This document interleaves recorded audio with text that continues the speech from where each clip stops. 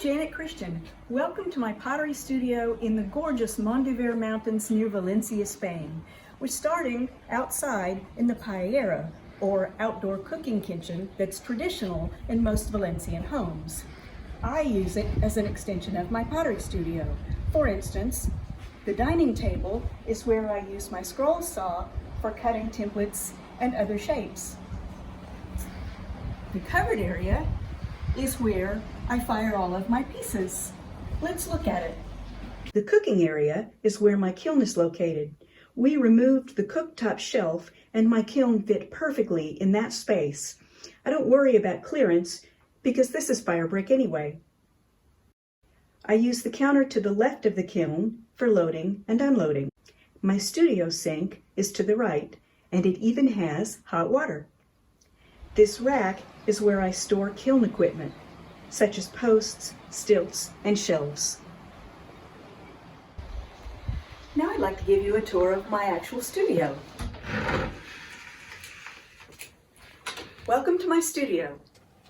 My studio isn't large. It measures 11 by 14, but I have literally used every square inch of space, as you'll see. I don't throw, I only hand build, so everything here is dedicated to that endeavor. Let me show you. Let's start behind the door. On the wall is my Bailey extruder. On the rack below the extruder are all of the dies and the tools I need to use it. Also on that rack are Valencian-style Spanish tile examples. The metal can holds my scrap clay in water, waiting for recycling. These are my baker's racks that I use to hold the pieces I'm working on.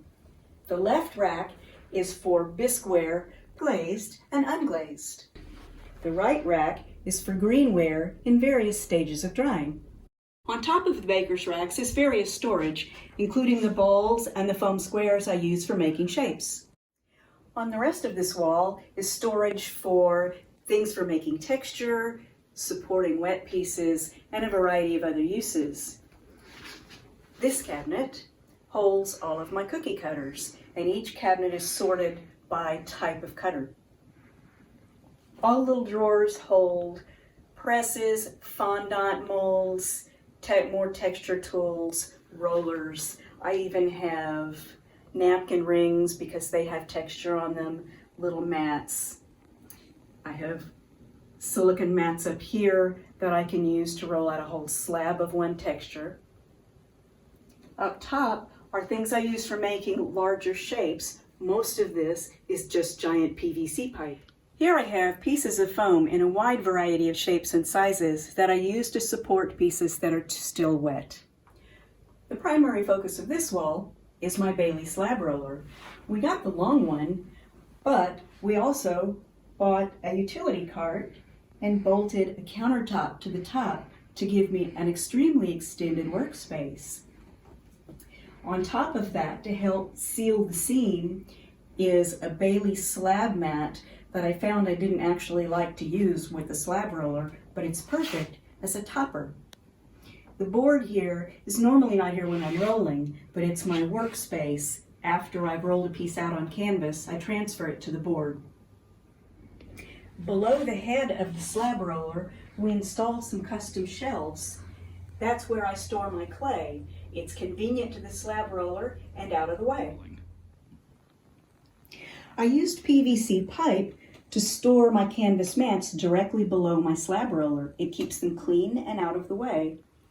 Also stored here are drawers with all of my lace doilies.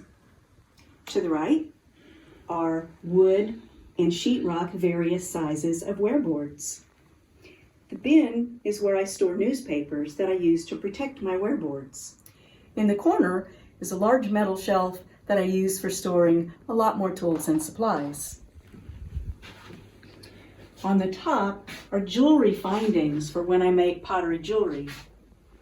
Below that are my underglaze transfers and other various tools. Then shelves with all of my rolling pins. Below that are various edge templates and forms, my underglazes, and even acrylic paints. This is my main workspace. When they closed our engineering division at Apple, they let us keep our workstations, and I love it. My work area includes the usual banding wheel, cup of slip, water, sponges. I also have some specialty items that really come in handy. For instance, the magnifying light helps me when I do work on detail pieces. The heavy gauge nichrome wire lets me make my own stilts in various shapes and sizes. The small laser level is a great way to mark pieces before carving on them. The moisture detector is much more reliable than is it cool to the touch to know if a piece is dry enough for the kiln, especially in winter. The special black and white laser printer lets me print my own transfer decals. And the small wall-mounted TV set is a great place for me to watch tutorials and videos. The printer and TV are new additions to my studio, which is why you won't see them anywhere else in this video. On top of my engineering station is the pan I use for making marble effect and the foam square that I use for pressed forms. This last wall is cabinets and shelves. It's where I store my glazes and other supplies. These were here when we looked at the house, and it's one of the reasons this is the house I wanted to buy. I sorted the glazes primarily by color, and I put sample tiles on the front of each board so that I can tell the finished fired color. This cabinet, which was my daddy's, is where I store chains and cords that I use for making pottery jewelry.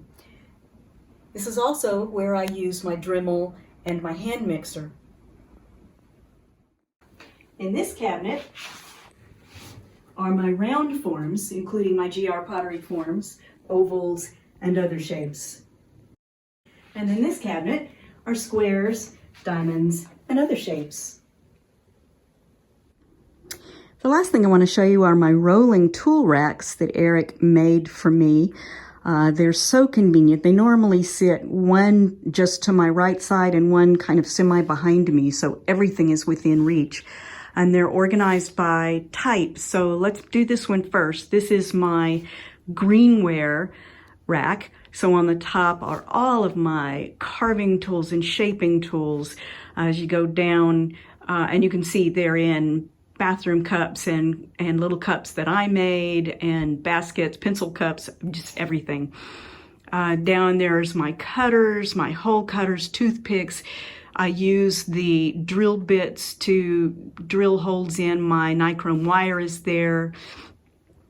Farther down are sanders and shapers and my edge makers or my foot makers, the corn holders. These are, again, my rubber shapers and tape measures, and further down, 2 little baskets full of various pieces of foam that I can use for shaping and holding up. And this was a set of kids' blocks that I got, and these different shapes have come in really handy holding things. And the whole rack itself, if you're interested, the bottom is a little mini rolling dolly flat that we got at Harbor Freight. Bolted to that is a milk crate. Eric welded the square frame for me with pins sticking up out of it. On top of that, we put this little wire bathroom or kitchen cart with shelves, and then I put thin plywood on each of the shelves so all my stuff doesn't just fall through the mesh. Now if I go around to the side, I'm gonna walk all the way around this thing, you can see I've got hooks everywhere. So I have towels, I have brushes, there's my rasp, more little foam shapes for holding things up. Come around here to the back. These are, I use every side of everything. I have scrapers, I have more shapers, a basket full of things to clean off my slab roller. And then finally on this last side, I have another towel, and that is actually a bird seed holder that has little pieces of straw in it for when I want to just make little holes and shapes, a level, another level, in case I need to measure 2 things, and then spray oils at the bottom. This is my rack for glazing, and on the top are all my brushes and everything from bathroom cups to jars to, I think that's a mustard can on the right. These are my little paint cups and palettes and holders. Farther down is sponges and chopsticks that I use actually for stirring glazes. That brush on the right that I keep clean so I can brush crumbs off of pieces. Makeup sponges that are great for detail cleaning. They're so smooth and they have little pointy edges. My wax resistant sponges for that. And then all the way on the bottom are bigger cups for when I'm pouring glazes or just need kind of a little holding pan. On the right of this one I've got my color wheel mounted here, and that is actually an old piece of a laptop cover that the wheel is mounted to. Be creative. You'll find all kinds of uses for things. A little basket of texture sponges. That's my thing for making dots. Pliers for opening jars that are tight, and tape measures. Another towel. You can never have too many towels in your pottery studio. A cleanup little whisk broom, and then I think that's all I have on the back. And then down here to the right side again. These are where I keep all of my sumi brushes because they're supposed to hang and they all have hooks. So I just put push pins on the end of the little shelf board and they all hang there. And then more cleanup sponges and all the little cups I can use when I want more, a larger quantity of glaze in various little baskets and things, all the way to the bottom where I even have Dixie cups. This is where my 2 rolling racks normally stay.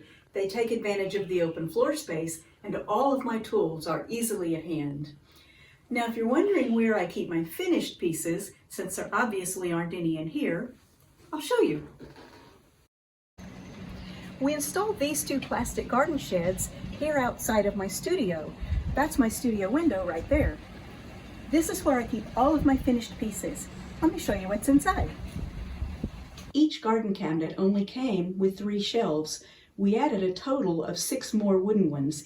Even so, these cabinets are getting really full. Thank you for letting me show you around the studio.